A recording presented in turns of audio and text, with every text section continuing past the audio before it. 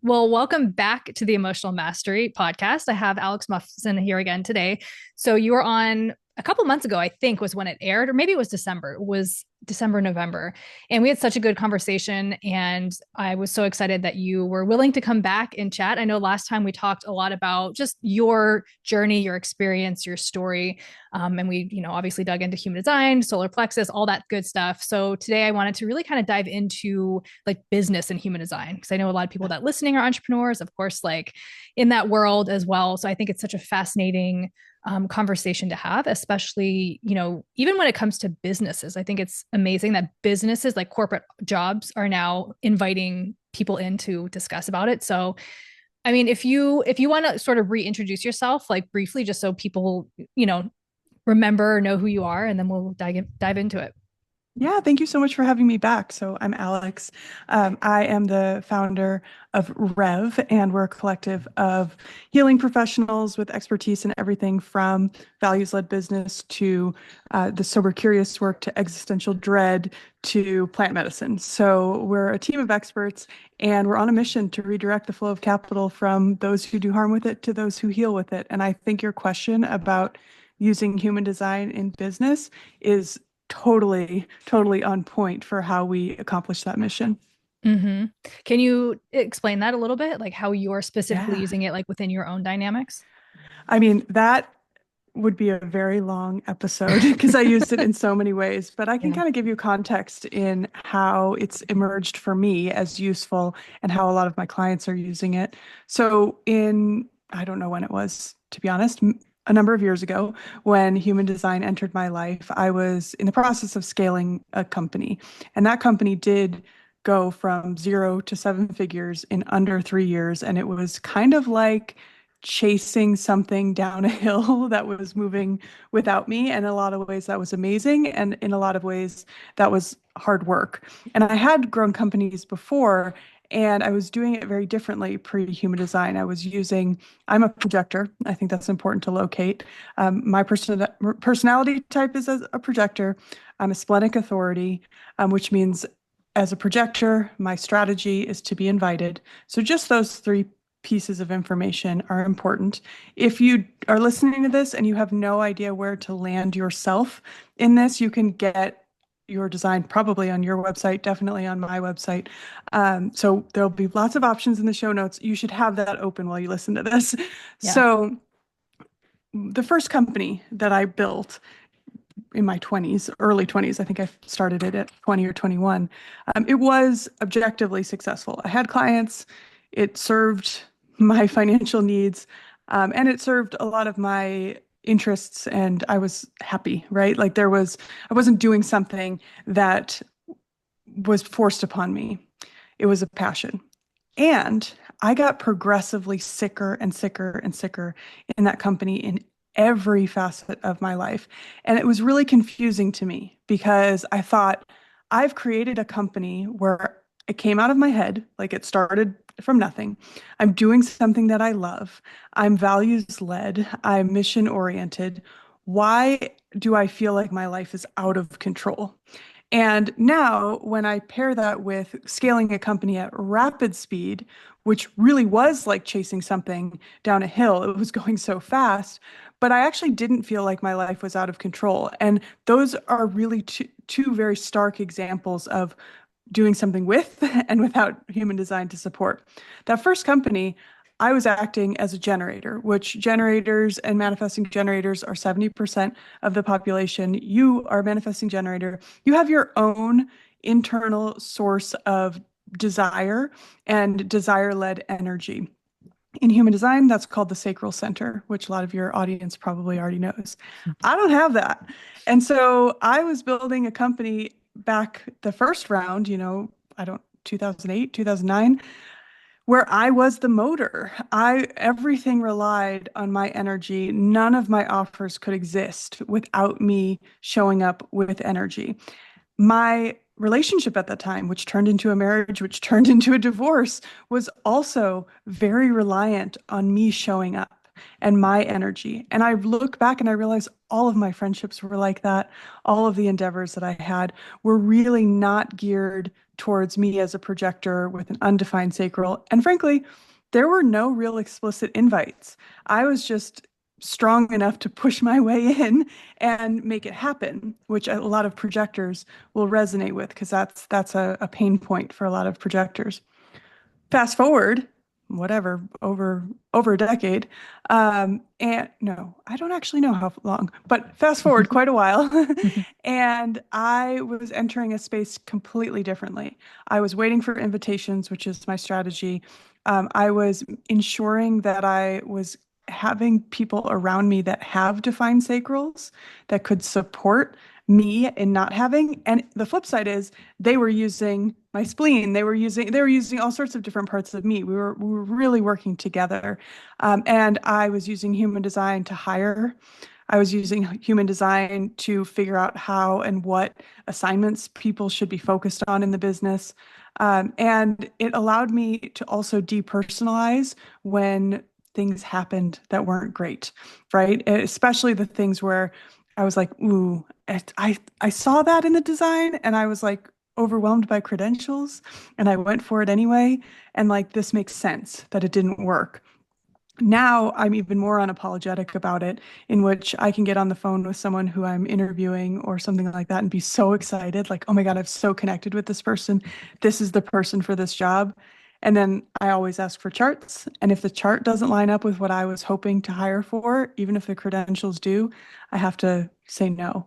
So that's like a big swath, but I also think there's a million other ways that I engage with human design and other entrepreneurs that I support do.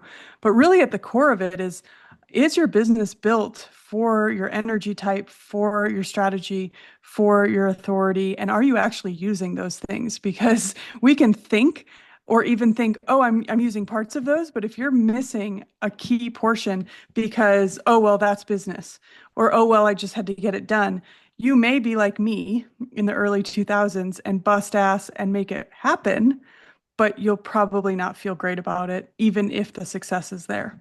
Mhm.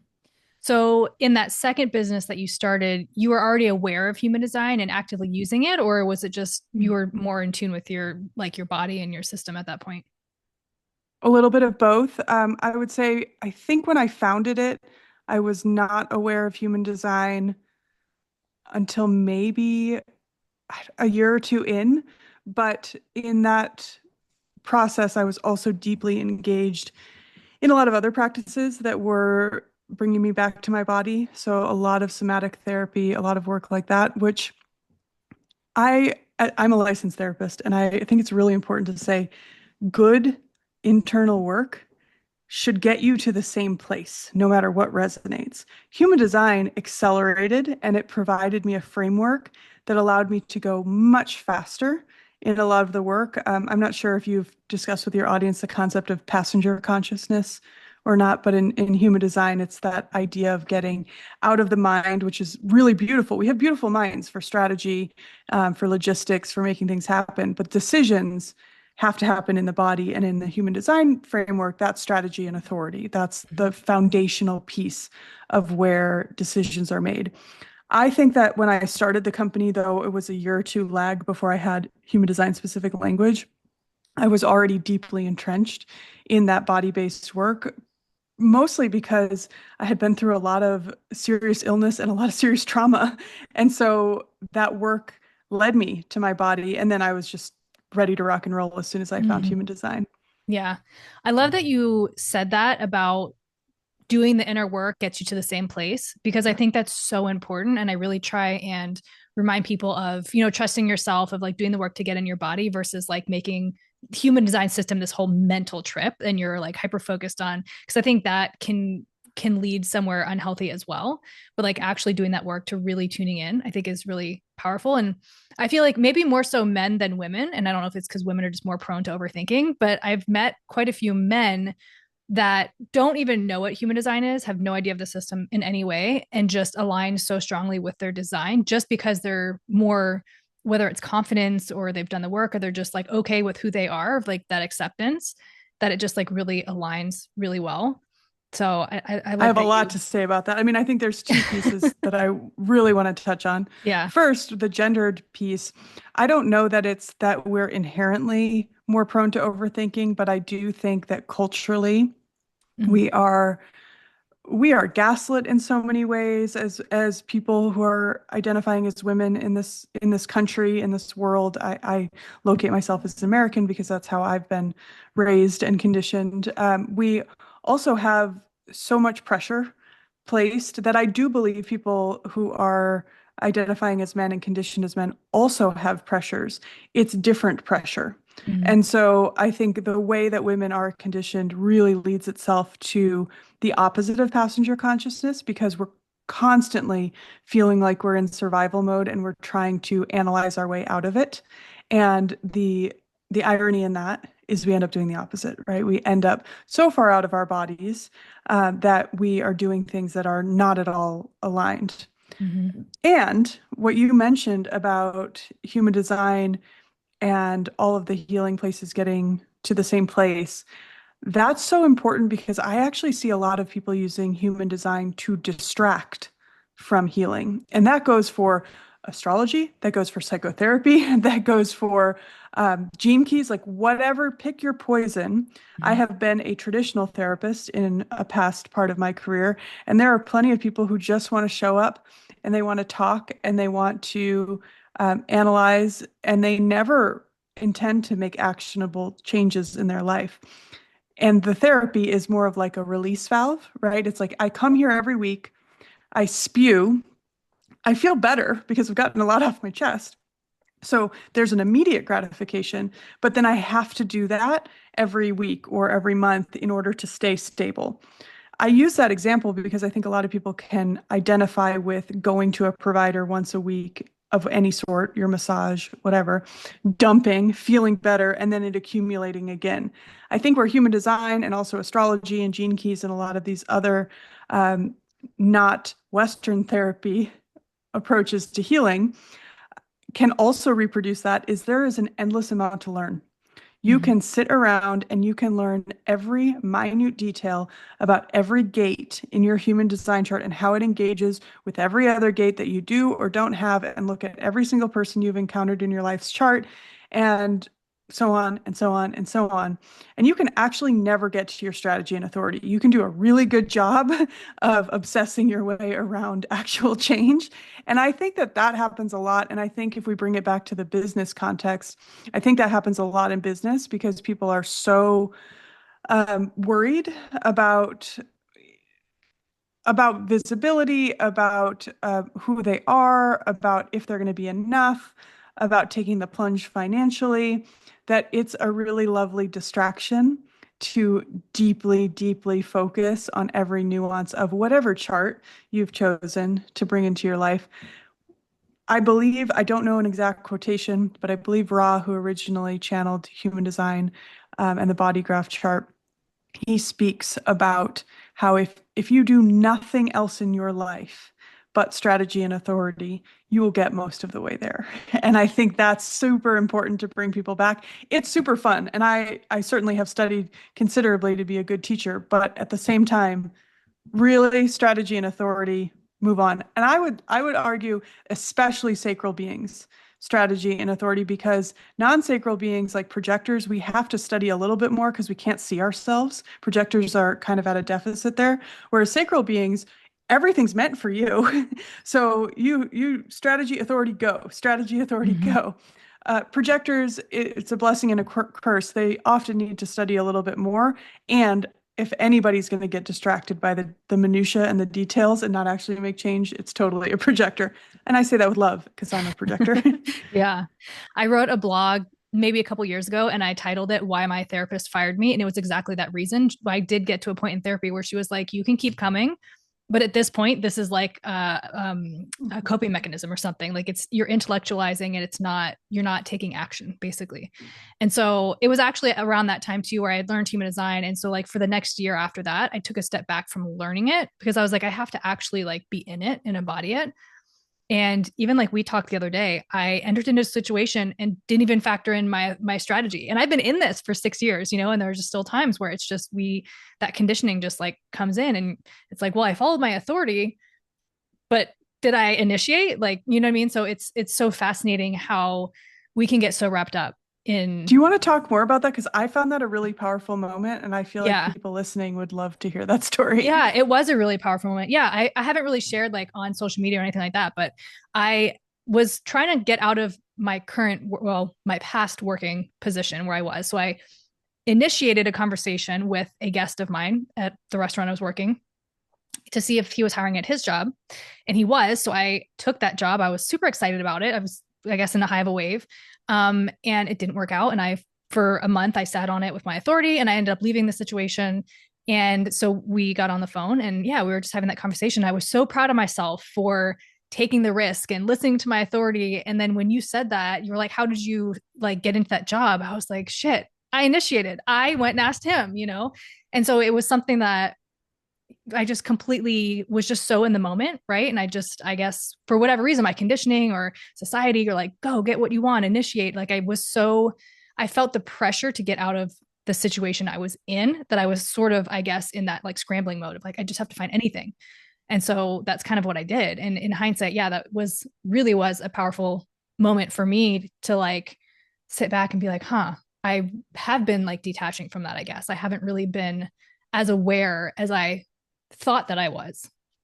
Well, and you're someone with a defined sacral, and Mm-hmm. your strategy is to respond. And I think can feel very vulnerable because it's like, oh, so I have to just like go with what I'm exposed to and what response, Mm-hmm. but also it's so beautiful because in that moment, another option available to you was to get out there and experience things and see what you had a major response to, and then get in there. And if maybe it was a projector you'd feel inclined to invite, maybe, all of these things would happen. But taking that moment to be like, oh, I get to do this from a place of desire. And that's something that I think a lot of sacral beings miss very quickly. I certainly think it's a beautiful part of generator and manifesting generator experiences because there is such this beautiful desire-led moment. And you were desiring to get away from something, Mm-hmm. not desiring to go towards something. And I think there's a lot of confusion and conditioning around that with sacral beings because there is so much pressure in our world. So it's like, oh, I should run away from that, and that's following my desire. Almost. But what are you running to? Are you running towards something that lights you up? Because you get to be lit up in this world, which is very Mm-hmm. exciting. Now, you're a mani-gen, so you do have some initiation in you. So I don't think that it's totally wrong for you to be a little more forward facing than your generator counterparts. But I do think in this setting, you weren't necessarily lit up by him and his company. You were lit up by the idea of not being where you were. And Mm-hmm. those are very similar that in the moment. And if you had been so lit up by him and then you'd been like, hey, how can we work together? That probably would have worked really well because you're a mani-gen. That was a little bit of initiation. It came from a response mode. But because your main focus was behind you, it just got a little squirrely, and that's okay. Like I think these are places where we all get stuck, right? Yeah. We're like, oh my gosh, like I was so close. Projectors do this all the time too. It's like, oh wait, so I do nothing until I get an Yeah. invitation, and I'm like, no, you're visible, you're learning, you're Yeah. passionate, like you're totally out there. Otherwise, who's going to know to invite you, right? That's a projector specific mistake, quote unquote. But I don't know if it's a mistake. It's just us living. Yeah. Well, and I have a 6-3 profile too. And so I think that is part of the experiment Yeah. and experience. Like I'm always going to be kind of running into the fire for certain things. And there are certain things that I'm like, okay, I shouldn't have to be running to the fire over and over and over. Like there's a point where you have to learn the lesson. But I look at it as it was an experience. And currently I don't have a job and there's a part of me that is freaking out a little bit because I'm focusing solely on the podcast and my business, which is really exciting. Like I can't tell you the last week that I've just been able to content create and make podcasts and write. Like I am so lit up that I know that this is like I'm on purpose now. So now it's a matter of just trusting the process. And like I'll just be in the shower, I'll be walking around, I'm like everything's working out for me. everything's working out for me. Like there's no other option, and I know like manifestation is far more than just like saying the pretty things that make sense, right? It's really the work and like recommitting to all of that. And again, like following my strategy and authority. And it would be so easy, I think, in a situation to just like accept the first thing that comes, right? And that's the safest thing to do, and it's also honoring that, that sacral response. Like, am I actually going to be happy in this, or am I going to get myself into another situation where I'm just not lit up by anything, And so Yeah, it's I was thinking about your 6'3" when I was sharing that. And I think what you're doing right now in the vulnerability of sharing this is so honoring your profile. And Mhm. that actually makes meaning of the quote unquote mistake. I don't think there are really Yeah. mistakes if there's a Yeah. third line involved, but there it might be a mistake if you do it and then you don't share it for others, Yeah. because the third line and also the sixth line on the longer arc are so about teaching and sharing that wisdom. And so you're doing that. I do want to validate though that we are stuck in a system that is not this perfect, ready for us to all be aligned system. It's called Mhm. capitalism, and it's in Mhm. its pretty late stages.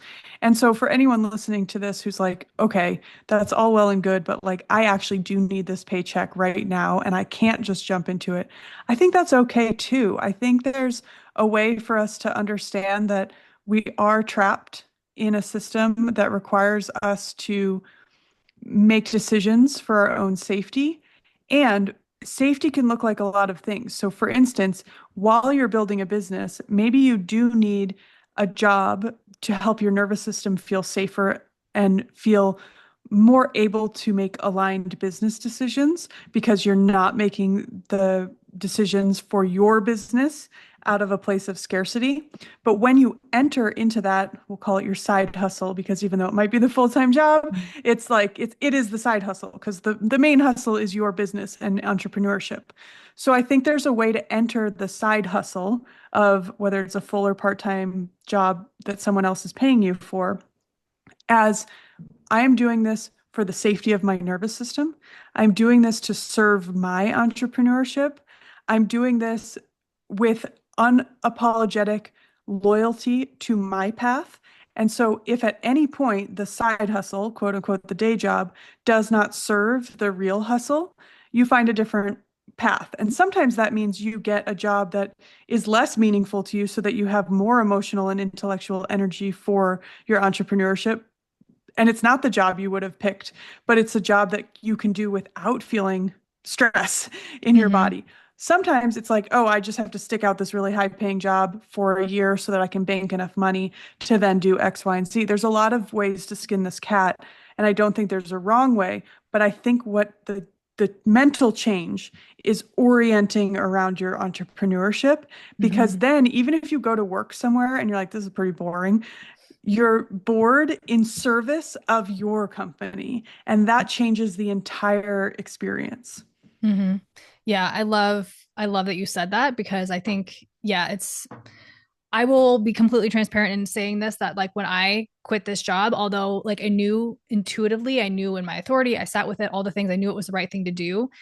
I don't have that really padded bank account to get me through like months of exploration. So I know that my time is limited on what I mean. I'm like I'm actively looking for something, but I like that reframe of what I'm looking for is my side hustle. And I really this week showed me how much I was neglecting this business because I was chasing the paycheck, right? So I think that no matter what comes out of this, there were massive lessons within, the last month or however long this is going to last in yeah, reorienting me to like really what's important and sort of like getting more structured because I'm as an MG, I can be all over the place sometimes and but just like organizing myself and really following those things that let me up because if I I've been doing this for about 4 years and if I wasn't lit up by it, obviously I wouldn't still be doing it because that's just not what's what how I'm designed to do, but I know that it really drives me and I love that. And so yeah, I know there's a lot of people listening that are maybe thinking about like when they can quit their job or when their side hustle. Like I'm not advocating doing what I did. It's not the most ideal situation. However, again, there's lessons in it, and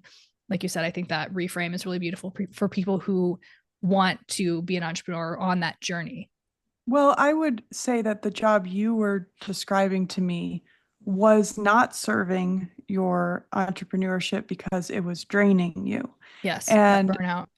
yeah, and so you're not going to be your most creative, most lit up entrepreneur, healer, supportive self if you're in a job that the day job drains you. So I actually think like musicians have been doing this and artists have been doing this really well for a long time. Like I have plenty of friends who are professional artists in different ways, and they manage coffee shops, which might be stressful, but there's not as much emotional output as their music, I'm sure.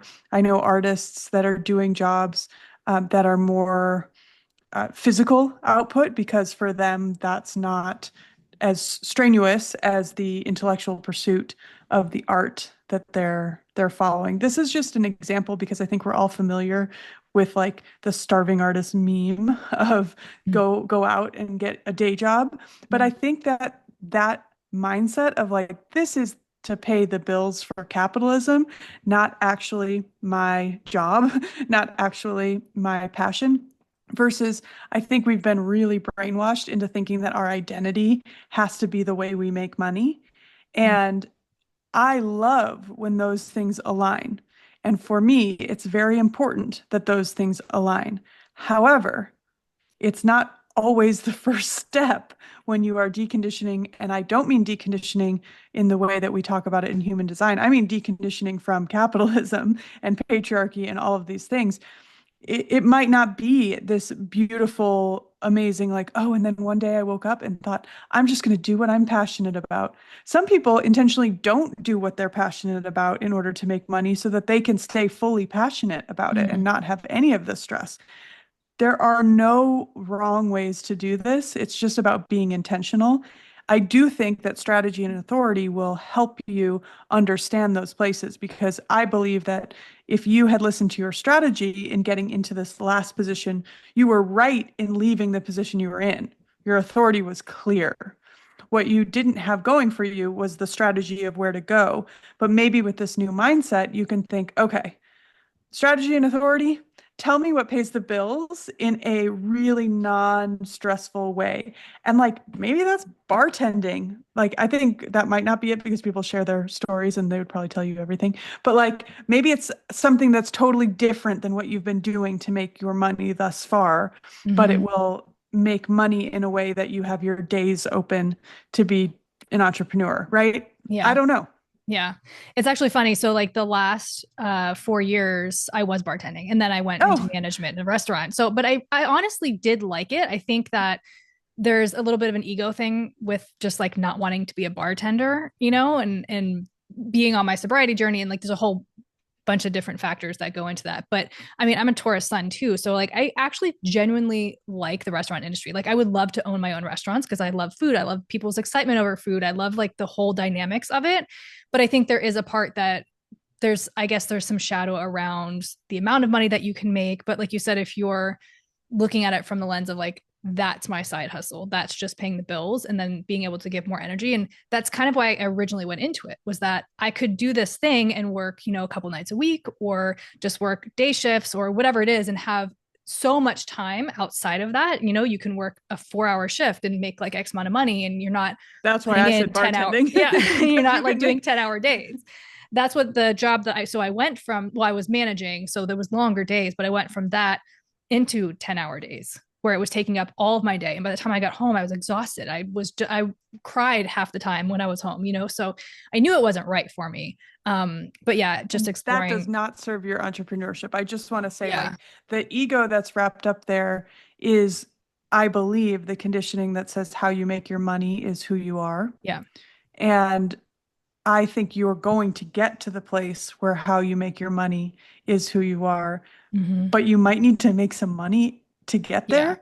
And it's totally fine. And frankly, I just don't think that there's anything wrong with any sort of job that we trade our time for money on a basic level of we're trapped in capitalism. So you got to do what you got to do. And there's no the idea that like, oh, you're just this or you're just that is really what keeps people overworking for capitalism. Because what did you do? You went from a job that made a fair amount of money in 4 hours that you could have then spent, let's conservatively say, another 4 hours a day on your business and still only have been working a traditional 8 hour day. And you went to a 10-hour a day job that then you were coming home and crying because it felt like, oh, then I'm a better person or I've made it further. Capitalism kind of had you tricked there, right? Yeah. Because instead you were putting all this money probably into an organization that you weren't a profit share participant in, and by and time into an organization that you were not a profit share participant in, and sucking it away from your entrepreneurship. I think that individuals making our own money and entrepreneurship is one of the biggest disruptors to what we have going on right now because it allows us to have deeper community because we don't have a third party in between our services. It allows us to make our own schedules. It allows us to spend different time with our family, our loved ones, our kids, pursue interests and education. It's as simple as if you need a big company between you and a service, that big company takes the money first and then it gives it back in little chunks to the receiver and the producer versus even if it's not a product, like I think this is easier to think about when you're like buy a local made sweater, right? It's just Mhm. someone who goes direct to the consumer. But even in the healing arts, in the helping professions, in the service-based professions, we can do it in a way that we do this after the money flows through a corporation like a hospital. Usually those are owned by major corporate entities or Meta or whoever. Like it can flow Mhm. through them and then gets back to us, or we can go direct to consumer. But to make that direct to consumer happen, we have to put a lot more energy into our marketing, our relationships, all of that, which is where the community is built. That's where it's Mm. so exciting to be. Yeah. But we can't do that if we've already worked for someone else for 10 hours and come home and cry because Yeah. that middle person is taking all of your energy and your creativity and your fire. So I would say whatever isn't, I mean, for instance, like being in the food services would be very stressful for me. I would totally be Mm. dropping things on people and whatever. And so for me, that wouldn't be easy. And it might not be the right place for you because of sobriety and being in proximity to alcohol, but there might be something like you work at a small bookstore, or maybe you go, I met someone the other day who told me, oh, I wish I could remember the platform's name, but somehow she was on a platform where she was getting these amazing, like nanny and house helper gigs that were paying her so much money directly from frankly, wealthy families who were hiring her, and it allowed her so much freedom. Mm. And she found it not at all stressful, right? And she was going directly to these people, and they were paying her directly so that she could pursue all these other beautiful things that she was excited about. There's a million ways to make money, Mhm. but reframing it, what is my priority? And then how do I get there? Yeah. Yeah. That's really good. I know when we were talking the other day too, you had said something, you're like, it's easy to make money. Like you just, you know what I mean? And that simple like phrase, because sometimes I think and again, this is our own shadows and our subconscious limiting beliefs and things like that, that sometimes we think like money is hard, money is difficult, money is challenging. And I mean, this is such a powerful conversation. It can go so many ways because I do think that the way that the corporate world and the way that it works and operates and that we're sort of forced to like fit into, aside from, like you said, like being an entrepreneur and building your own community. And I think part of the reason why I was or is always or pulled towards entrepreneurship is that, and this could be my own shadows and stuff, some sort too, but I never feel like I can fully show up myself in a corporate situation because I'm always having to align my values with the values of the company to present the company's way, right? And so there's always this like internal battle within me where it's like, but this is what I would say as my personal values and honesty to myself, but then this is the way that the company wants me to respond, and it just never quite aligns, right? And I think with entrepreneurship, like you said, there's a community there and there's trust that you're building that is aligned to who you are. I'm take full responsibility. Anybody who interacts with me, DMs me, my clients, students, anything, I am fully responsibility for the way I react and the way I respond. And for some reason, that just feels good to me because I know that even though it's not always the best situation for everybody, I know like I'm aligned and my intention is to care for them, Well, and of course, it feels better to be totally in control of yourself, right? We yeah. should be. I just want to like Yes. normalize Yeah. that. The fact that we even have this caveat of like, oh, that feels better. Yes, of course it feels better. I also want to put some greater context. It's easy to make money in capitalism, and it's hard to make money in capitalism without giving away your autonomy, right? Yeah. It's never going to be hard if you're willing to sort of go out and work, frankly, underpaid, overworked, right? Like capitalism is built to give us little bits of money, so that then we spend more and we stay just broke enough that we have to go back to those jobs. It is hard to jump from that to making money in an aligned, autonomous way, not because it's not totally possible and workable. I help people all the time do it, and I've done it. But there's also layers of barriers that are by design between you and making money in a way that isn't compromising your well-being. And there are layers of privilege that are a part of that. Like I have less layers that I have to like slog through than someone of a different identity than me. There's all these layers between us. But if you can shift your mindset to how do I get the system to serve me in the short term, even if that means I do these little things that kind of feel like they suck in service of my eye on the prize, which is fucking capitalism and getting out of there. And, for me, I've been self-employed my whole career except for one chunk. And that chunk was because I decided that I wanted to get a clinical license. And there is no way to get a clinical license without at some point in that process working for someone else, because during your studies, there are requirements for internships. And after your studies, there's requirements for supervision. That's not necessarily wrong. I get the concept of a period of time where you have to learn, but because I wanted to do that, I knew I had to give up my autonomy as someone. I came right after college. I started a business, so I never intended to work for someone else, and that is, I don't know where that came from inside of me, but it was there when I was like 3 and told my mother that I had an imaginary company instead of an imaginary friend. It's just in me. So I did that, but the whole time I observed. I'm actually really glad I did it because it was an entity that in the process was purchased by a corporate entity. So I got to experience something that I think is more typical for people that hire me who are making the jump out of, say, corporate life or something like that. So I had that experience, but the whole time I was like treating it like this really interesting third line experience. I didn't have human design at this point, but this really interesting, like, okay, so I get to watch an acquisition. I get to watch like these bosses. They think that I like should do things just because I should be grateful for the job.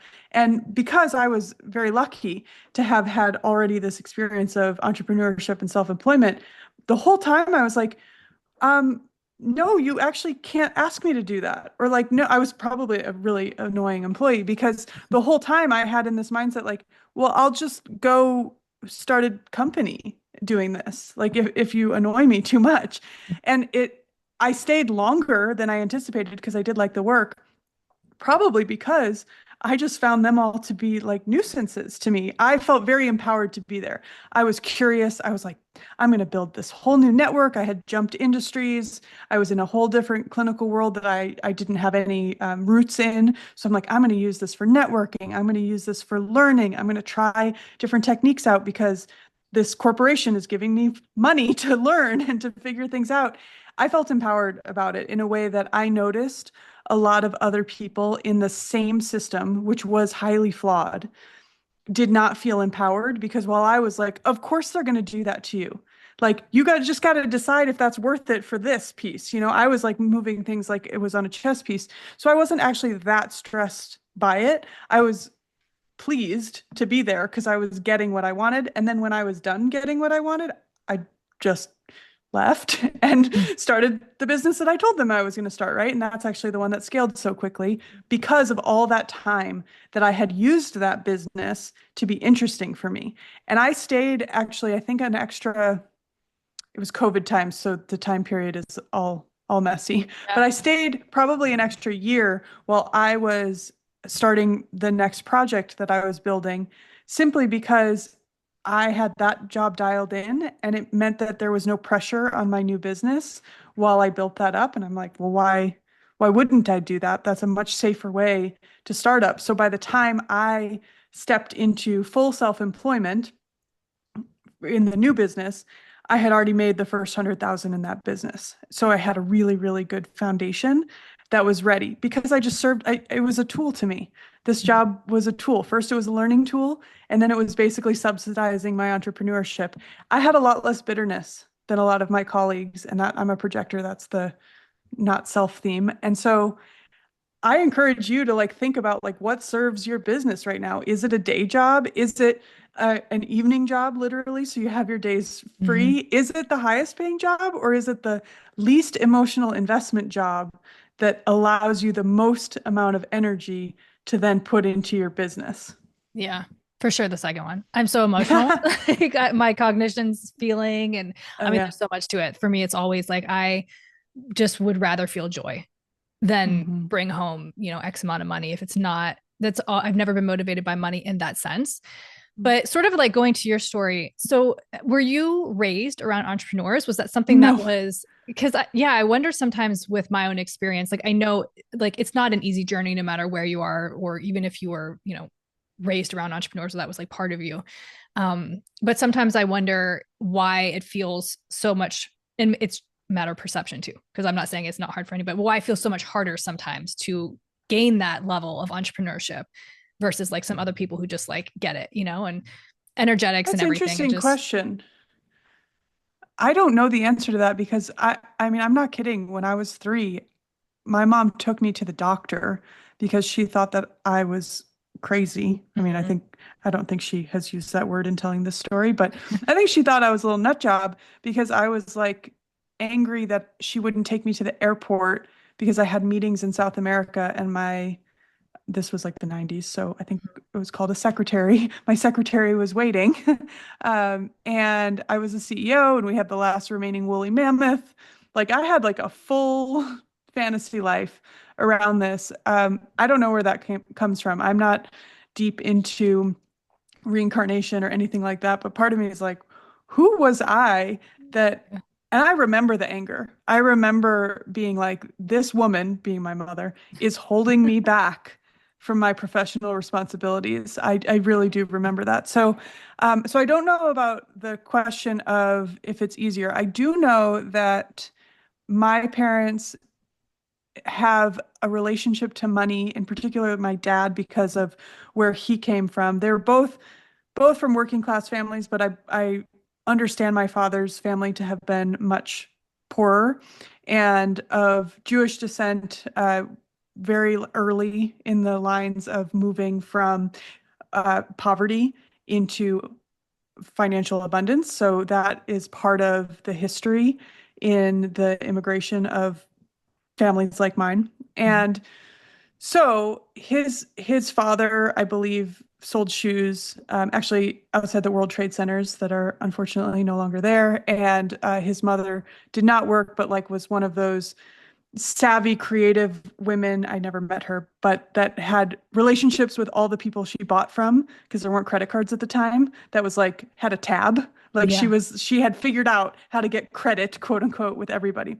So my dad, all him and his two brothers, all became doctoral level professionals. So they did the whole American dream thing where they were all the first to go not just to college, but for PhD programs and medical programs.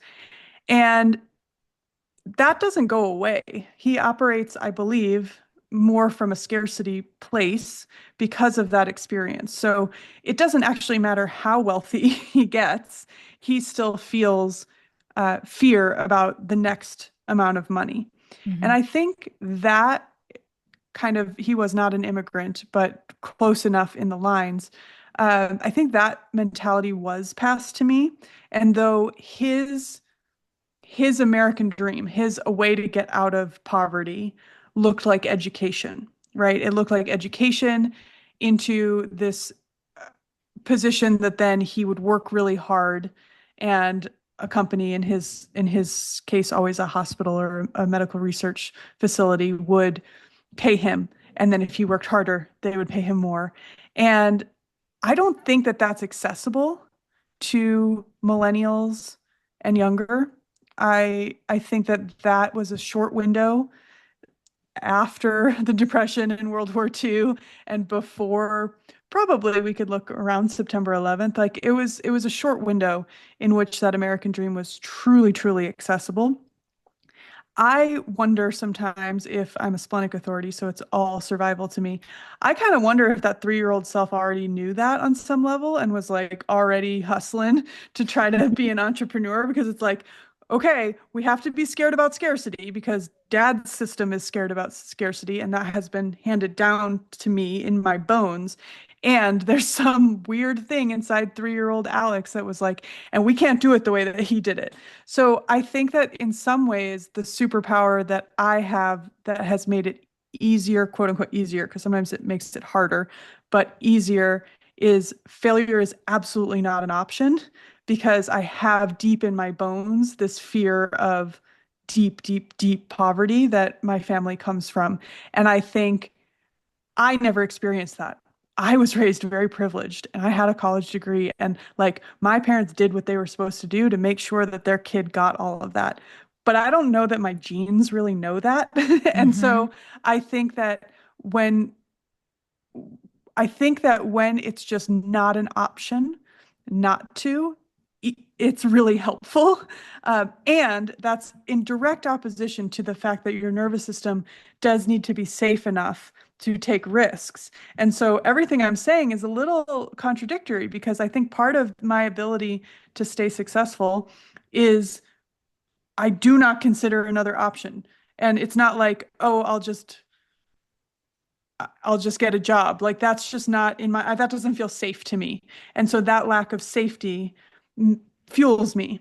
But then the flip side of that is I also know that my nervous system has to be contained. So in that period of my time where I was switching professions, I did take advantage of a W-2 position to make sure that that scarcity wasn't so acute that I could not handle taking any risks, right? Like I can't be flooded, or I will just be paralyzed and in freeze mode. So I think it's finding the line of like what inspires you to hustle. And that's a really charged word. And I don't mean it in the like hustle culture way. I just mean it in what inspires you to get shit done while also making you safe enough on a practical, realistic level, because we live in capitalism. You need money to buy food. So we need those two things to be close enough together that then you build a business that is sustainable and healthy for you. Because if you're too desperate, you'll do all sorts of crazy things for money. And if you're not desperate enough, you won't set up a really good foundation to be sustainable, because you just won't care. And I know that to be true because I have a number of clients in my history that are independently wealthy and still want to engage in business. And it definitely doesn't go as fast. And you would think it would go faster because they're independently wealthy and they can put money towards it, and it goes slower. So that's what's really interesting to me about this whole conversation. Yeah. Yeah. And that makes so much sense. I think if you don't have like the passion behind it or the drive or something that motivates you, like I've said, multiple times, I'm not motivated by money. Money in itself, I don't feel the desire to What's like your human chase design it. motivation? Um, oh, innocence. Oh, me too. Yeah. Look at us. We're so cute. but um but yeah, I think that, I mean, not to go like too deep into like my story, but like I grew up, my parent, when I was first born, my parents didn't have a lot of money. They were both, I really don't know like my ancestry that much. I've never heard stories about like great grandparents or anything like that. So beyond like my immediate family, I'm not actually sure. And I should probably ask my dad. He's got like genealogy trees and stuff like that. So but then we moved internationally where my dad was making significantly more amount of money, but I think they still had that lack mindset. So it was this interesting dynamic for me of having that lack mindset from that foundation, but then never having to worry about anything and seeing the duality of money. The message was always like, look what money did to those people. Money's bad, or there was always an amount tied to everything. So I think I just pushed back where it's just like, I don't want part of, like, I don't care. You're not going to rope me in with money. I don't care. So I think like I push back really hard on that. So for me, it's always like you said, like finding that thing that motivates you. And I think because for me, it's not necessarily the dollar amount. It's honestly, it's travel, it's freedom. And so with that, I think comes financial independence, because in order to be able to just like, the kids and I are going to Spain tomorrow, there has to be an amount of padding and freedom to make that happen. And then also like serving people. I just love helping, like even with the podcast and, social media, I do believe in giving, like serving people. I give everything that I can, and I think that then if you know how I work, you want to come into my world. But yeah, I think that's really important, finding that thing that motivates you to stick with it and to move you through the times where it does get challenging. 2024 for me, there was like 2 points where I was ready to throw in the towel. I had to remember like why I am so passionate about this and why I continue to show up. Like over the summer, there was like a month where I only posted like 2 podcast episodes, and I haven't done that in 4 years of doing this. I've always been consistent, but it is coming back to that space of like, no, this is why we're going to keep going. It's going to be hard sometimes, just like life. And everybody's going to have their stories. I mean, I have partners in one of my businesses that never have experienced financial success in their family lineage. Like they're the first to go to college, first to get master's degrees, and their parents didn't necessarily operate with a sense of scarcity that minded. It was just the way it was. Like this, we are just poor. And so there's a whole different narrative when I talk to someone in that lived experience, because I'm like, no, it would be nice to have a savings. And like there, it's just so not part of their worldview because it was so normalized. So I want to put out there that there's a million ways that this story can go. But to wrap all the way back around to human design, I think there are a lot of really valuable places that your chart can serve you. So innocence motivation, I really hold close to me because, and sometimes it bites me in the butt because I think I'm like genuinely a little bit obtuse sometimes in my innocence because I'll be like, oh, this will be fun. Let's do this. And people will take it in a way that's not literal. Like Yeah. they'll assume that I'm being facetious or I'm being condescending. And I'm like genuinely, that goes right over my head because I'm like, tra la la, this sounds Yeah. fun. And that intersecting with my third line and my first line that wants to research everything. I know that I am received at times very differently than my experience. But my experience is finding a lot of joy, like you named, in the curiosity, in the, oh man, how can I change the world? And I do think that coming back to that, while also doing the things that you need to do to be safe in capitalism and your body and your nervous system are actually safe, then whatever you've done in that regard to support your ability to then follow your actual motivation from human design, that's what we're serving, right? So again, your day job just serves your ability to follow innocence motivation Mm-hmm. instead of following something totally different like the desire for more and more money, which is not necessarily what drives you or what feels fulfilling to you. Mm-hmm. Yeah.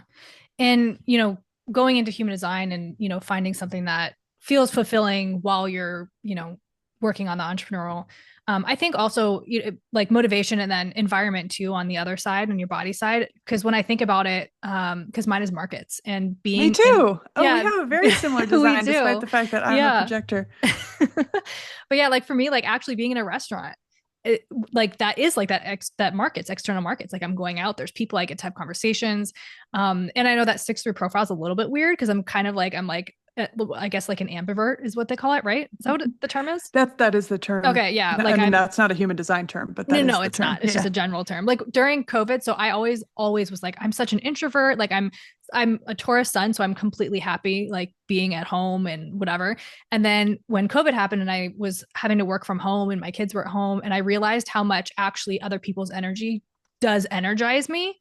Like I don't actually have to be out there like engaging with everybody, but being in an environment with energy really was the thing that like gets me moving. So I think the Yeah. podcast sometimes, if I'm at home all day and then I have a podcast, like when I get off of every single podcast interview, like I'm just like buzzing. I'm like so Oh, excited, that's so cool. so but yeah, I think And I there are think there's like a lot of ways. I mean, I've created the markets environment just for some context. Like I have 6 dogs laying around me right now. I have like people's art that I know on my walls. I have chickens in a coop outside my house and horses. Like, I think there's so many ways to create these environments that feel great for you. I want to empower people because someone might be Mhm. like, well, I can't go work in a restaurant, but like Yeah. you can create whatever your environments are. There's people with caves motivation, well, or I'm sorry, caves environment. They're not going to live in a cave, Hmm. but you can make sure that you have the room where you're chilling out has, really, really contained walls and one visible entry place, and you position your furniture in a way that makes you feel safe, right? We get to create all of these little bits for us that do add up to comfort in our businesses and in our lives. Hmm. Yeah. I think that's so important to recognize and to understand, as you're navigating all of this, there's ways that we can drip this into our day, even if we're in a system or an environment that isn't ideal or, like capitalism and we're having to like work for the man, all those things. There are ways that we can come back to ourselves and like be rooted in that. And us doing that is a disruption. Like, I Mm-hmm. cannot say that enough time. Wherever you are on this arc, our bodies and our lives are a disruption to this if we really, really commit ourselves to centering our lives and the lives of the people that we love, and the animals that we love, and the experiences that we love. That's what the 10-hour day that has you come home crying is taking from you. It might be Mm-hmm. giving you more money, but it is taking your life from you. And so I'm not living in a fantasy here. I wish that, I mean, maybe capitalism will fall, but it will in my lifetime. If it does, it's going to be really ugly and really deadly, and that's going to be very hard as well. This is not a pretty process. But what we can do is crawl into the belly of the beast and we can say, how can this serve me? And how can I reclaim an hour of my day, 3 hours of my day, 4 hours of my day? And I do think human design is the most efficient way that I have found to do that because gives us all these actionable ways, starting with strategy and authority to make those decisions. And I'm all about efficiency. Like, we don't have a lot of time on this earth. So the faster we can get in there and reclaim some of our time, the better. Yeah. I love that. That's so perfect. I don't know. Is there anything that you would recommend, beyond I know we talked about type strategy and authority and kind of we talked about a lot, but like specifically anything like human design related when it comes to your business or filling your time or anything that you would recommend people look at? Who you're working with. Mm-hmm. Because I think that even solopreneurs probably have maybe a bookkeeper or maybe just an accountant once a year, or it doesn't matter how micro your business is, you probably have other people. And if you have a business where you are deeply collaborating, whether with contractors or employees, this is that much more important. But it's so important that those people are aligned, not just in their values, which I very much hope that they are, but also in their design and in how they're working with you. And all of that comes into play because if you have working capital, like capital that goes out in order for your business to run, I want you to be really excited to spend that money because Mm-hmm. part of we talk all about business as money coming in, but as you know, and I certainly know, money going out is just as big of a part of business. And so if you can figure out how to spend money in a way that lights you up. So for me, there's no contractor that, like bookkeeping, HR, anyone like that, that I don't love getting on the phone with. And I feel great if I have to send them $1,500. I feel great if I have to send them $4,000 because I know their business lines up with my values. And I know that our designs work in a way, and this isn't homogenous. It's not, oh, I always like to work with generators. Sometimes I'm very specific. I need a projector for this role, or I need someone with a defined, solar plexus or an undefined, there's a lot of ways you can play with this. But I just really want to encourage people to be empowered in how they're spending their money as well as how they're bringing in their money so that the whole business feels really great to be in. Mm-hmm. That's really good. Yeah, I love it. Well, thank you so much. We covered so much, and I Yeah, think I know. That was a that fast hour. Thank you it so much really for having was. me. It really was. It was really powerful. Thank you so much. Oh, I really appreciate it. And if anyone is listening and they're freaking out, you should feel very safe to DM either of us Yeah. because I do know that we touched on a lot of places that Hmm. can be delicate. Yeah. And where can anyone find you if they, are listening to this and want to reach out? My Instagram is at alex.mufson. So it's just my name with a dot in the middle. My website is humanidesign.com. I have a podcast coming out soon. It's called Rest for the Revolution. So I Mhm. hope that you all will listen to that. And I also have a very intimate, circa 2004 newsletter type email list thing going. So you can put your email in and it won't be, there's no funnel. We're not funneling you anywhere. Yeah. You're just going to hear me bare my soul. Yeah. I love it. Well, put all of that in the show notes as well so they can Awesome. just go down and click it. But Awesome. Thanks for having me. thank you.